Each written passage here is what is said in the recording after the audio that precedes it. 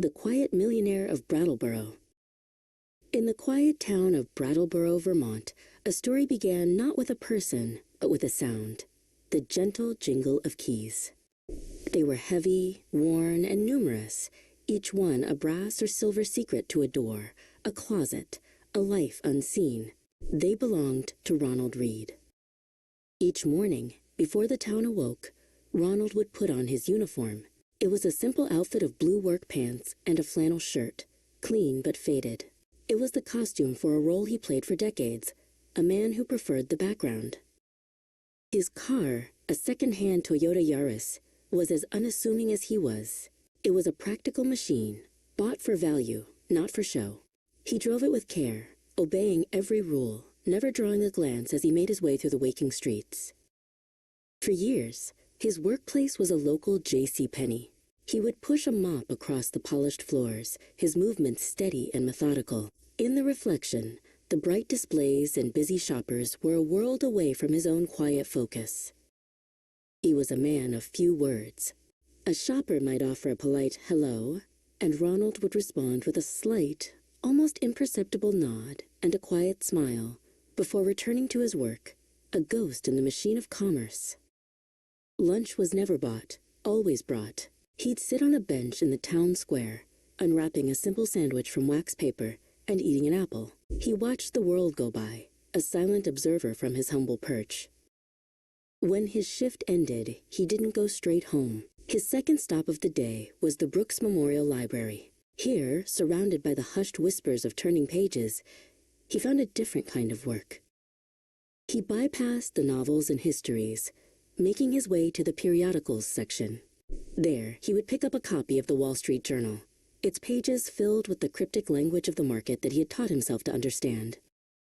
In a small, spiral-bound notebook, he would make careful notes, ticker symbols, prices, dividend yields. It was a secret ledger, a map to a treasure no one knew he was building. He conducted his business with old-fashioned privacy. He'd find a public pay phone, drop his coins in the slot, and dial his broker. His instructions were always clear, calm, and based on hours of meticulous research. His home was a testament to his frugality. It was small, meticulously clean, and furnished with only the barest of essentials. There were no luxuries, no hints of the wealth that was quietly accumulating in another world. A torn shirt wasn't a reason to buy a new one. It was a reason to get out a needle and thread. He would sit in the evening, carefully mending his own clothes, saving another dollar that could be put to better use. To save on heating oil, he would often walk the railroad tracks, collecting fallen branches and scraps of wood for his wood stove. His neighbors saw a thrifty old man, not a financial wizard. Sometimes, late at night, he would sit at his simple kitchen table and look over his brokerage statements. The names were a roll call of American industry: Procter & Gamble, J.P. Morgan Chase, General Electric. His secret garden was flourishing. The seasons changed outside the library window. Snow fell and melted. Leaves turned and grew again. Through it all, Ronald remained a constant fixture, his hair turning from gray to white as his portfolio grew from impressive to astonishing. The day he retired from his janitorial work, there was no fanfare. He turned in his keys, shook a hand, and walked away, leaving behind a life of quiet labor for a life of quiet leisure. Retirement didn't change his habits. The old Toyota still sat in the driveway. The clothes were still mended. The lunches were still packed. The discipline of a lifetime was not easily unlearned. He became a regular at a local coffee shop, where he would sit for a while with a small coffee and a newspaper. He was a familiar face, a quiet man the regulars knew as Ron, but his story remained his own. In his final years, he spent more time at home, looking out the window at the town he had served so quietly. He was a man at peace, holding a secret that would soon ripple through the very foundations of Brattleboro.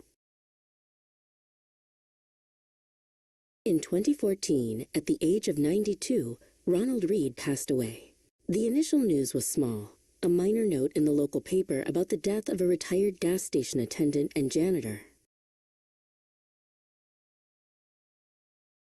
In an office downtown, his lawyer, Lori Rowell, reviewed the final will and testament. She read the numbers, then read them again, her eyes wide with disbelief.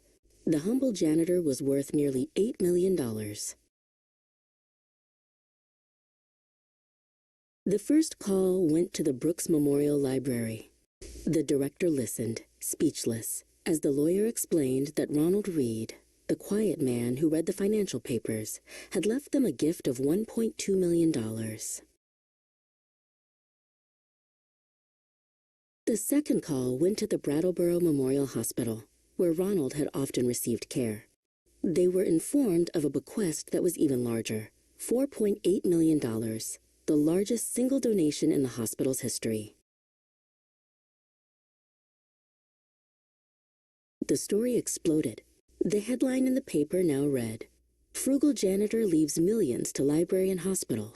All over town, people who knew Ron stared at his picture, trying to reconcile the quiet man they knew with the secret millionaire who had walked among them.